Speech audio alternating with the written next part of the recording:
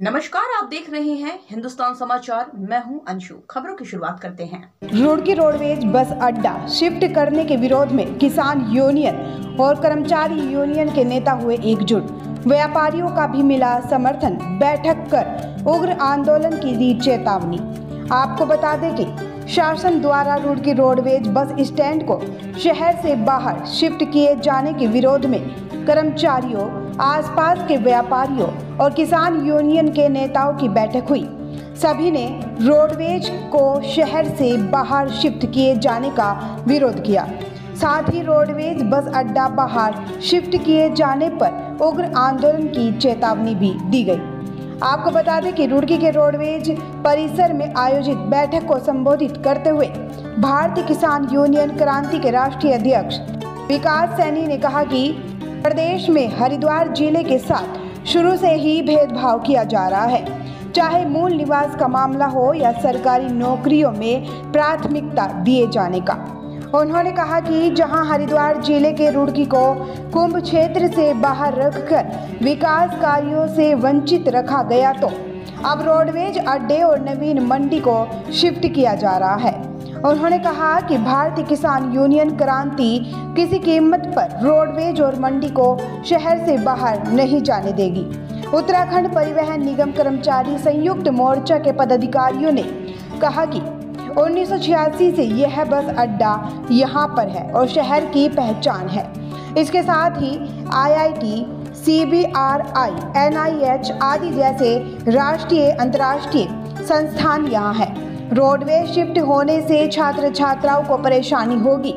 इसके साथ ही इसके सहारे चल रहे होटल, रेस्टोरेंट आदि के सैकड़ों संचालक बेरोजगार हो जाएंगे। बस अड्डा शहर से करीब 7 किलोमीटर दूर शिफ्ट किया जा रहा है। लोगों को वहां आने जाने में काफ़ी पैसा खर्च करना पड़ेगा। इसके साथ ही देर रात आवागमन बहुत मुश्किल होगा। कि आप देख रहे होंगे कि हल्लू मजरा, हद्दीवाड़ा किधर ये पूरा सब इतनी दूर दूर तक का एक आदमी इस रुड़की क्षेत्र का, भगवानपुर विधानसभा का, जबरेड़ा विधानसभा का एक आदमी भी ये नहीं चाहता कि रोडवेज अड्डा यहाँ से हटे। ये रुड़की की शान है, रुड़की की शान रहना चाहिए। आप ये देखो कैसा हमारे बच्चे, जैसे यूनिवर्सिटी में विदेशों तक के बच्चे हैं यूनिवर्सिटी में, तो वो वहाँ जाएंगे भाई। रात को अगर 1 बजे किसी को दिक्कत होगी, उसे घर जाना अपने, तो वो कहाँ जाकर बैठेगा। आज तो यही कहीं इतनी बड़ी सुविधाएं हैं। मतलब एक तरफ तो सरकार को जनहित में काम करना चाहिए, ये अहित में काम कर रहे। मतलब जो जनता को जिस चीज़ में लाभ है वो काम करना चाहिए। तो जनहित को देखते हुए रोडवेज अड्डा एक मिनट भी यहाँ से सरकना नहीं चाहिए।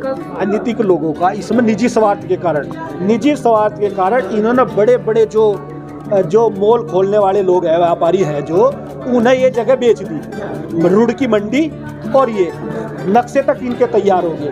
तो ये एक बड़ा लाभ सरकार कमाने के लिए और जनता को कुएं में धकेलने के लिए, उन जनता को, आम जनता को परेशान करने के लिए ये योजनाएं बनाई जा रही अपनी जेब भरने के लिए। कि भाई वो तो उसके बारे में तो देखो मुझे जानकारी नहीं है, पर मैं तो हरिद्वार के सभी जितने भी जनप्रतिनिधि हैं वो बेचारे, मैं तो उनकी बात को समझ रहा हूँ, वो मजबूर हैं। वो जनहित की बात कर ही नहीं सकते।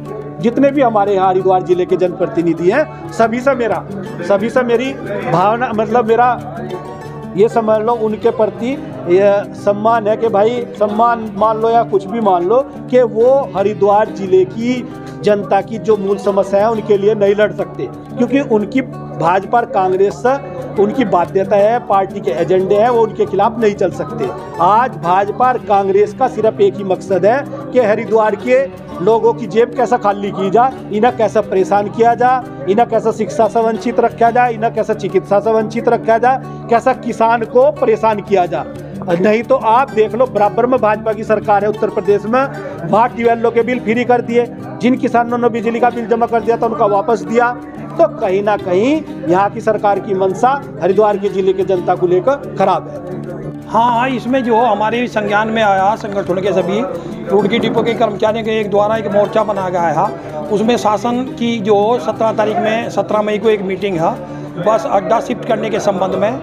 जब कर्मचारी को पता लगा तो तुरंत कर्मचारियों ने अपनी मीटिंग की और मीटिंग करने के बावजूद उन्होंने निर्णय लिया कि भाई जो सरकार को जो हमारी कम से कम पीड़ा, यहाँ की आम जन की पीड़ा को समझना चाहिए। और उन्होंने यहाँ के जो मौजूदा विधायक हैं माननीय प्रदीप बत्रा जी, उन्होंने विधानसभा में क्वेश्चन भी पुटअप किया था कि वहाँ पर जो बहुत जाम लगा रहता है और आए दिन दुर्घटना हो रही है, ये उन्होंने बिल्कुल सरासर गलत कहा। विधानसभा में जो क्वेश्चन उठा वो गलत उठाया, क्योंकि यहाँ पर आप देखें कि बाईपास जो हो, रुड़की बाईपास हो गया, उधर से जो भगवानपुर बाईपास इधर वो होगा, जितने सारे बड़े वाहन है सारे जो हो बाहर गुजारे हैं। उधर सोलानी नदी का जो पुल है वो जो हो बंद है, तो जाम की तो यहाँ कोई है ही नहीं। ये तो उनकी एक मोनोपोली चल रही है कि किसी तरीके से यहाँ से यो अभी जो देख रहे हैं कि तहसील में पार्किंग बनाई जा रही, और यहाँ से उनका कोई सोची समझी तहत के तहत जो एक प्रोजेक्ट कोई बनाया जा रहा है, और बस अड्डा जो अनियंत्र मतलब जो बिजौली बाईपास पर मतलब जो रुड़की बाईपास पर ले जा रहे हैं, जो कि आम जन को बहुत परेशानी। रात के 12 बजे को कोई कर्मचारी कोई महिला इकली वो वहाँ पर उतरेगी तो कैसा आएगी, 300 रुपये लेगा ई रिक्शा वाला। और पहली बात तो ये उसका अपना जो वो भी सुरक्षित नहीं रहने का आना जाना भी। तो हमारा यो सरकार से अनुरोध है कि कम से कम जो 1986 तो यो हमारा बस स्टैंड है और यहाँ पर कोई भीड़ नहीं है, ज़्यादा ही कर सकते थे यहाँ तो इसको बड़ा बनवागा। जबकि अभी हमारे बीच में नहीं, हमारे परिवहन मंत्री जी स्वर्गीय माननीय सुरेंद्र राकेश जी, उन्होंने एक मुहिम चलाई थी कि जो तहसीलदार का जो बराबर में यहाँ जो ज़मीन खाली पड़ी है यो रुड़की बस अड्डे को दे दी जा, परंतु वह जो तुरंत एकदम वो मैटर बंद कर दिया गया था। अगर ये समय हो जाता तो बहुत बड़ा बस अड्डा बन जाता। अगर उनको यही वो दिख रहा है तो हमारी कार्यशाला कहीं और शिफ्ट करवा दो और इसे बड़ा बनाकर रुड़की बस स्टैंड यहीं रहना चाहिए। यहाँ का आम जन को बहुत सुविधा मिलेगी और अभी यहाँ से रात के 12 बजे भी कोई आदमी उतर जाए तो बड़े आराम से शहर में जा सकता है। यहाँ भीड़ बिल्कुल नहीं है। तो हमारा सरकार से अनुरोध है कि यहाँ से ये बस स्टैंड जो शिफ्ट न किया जाए। तो अभी तक की खास खबरों में बस इतना ही। बाकी की तमाम छोटी बड़ी खबरों से जुड़े रहने के लिए देखते रहिए हिंदुस्तान समाचार, क्योंकि सच देखता है हिंदुस्तान। देखते रहिए हिंदुस्तान समाचार, क्योंकि सच देखता है हिंदुस्तान।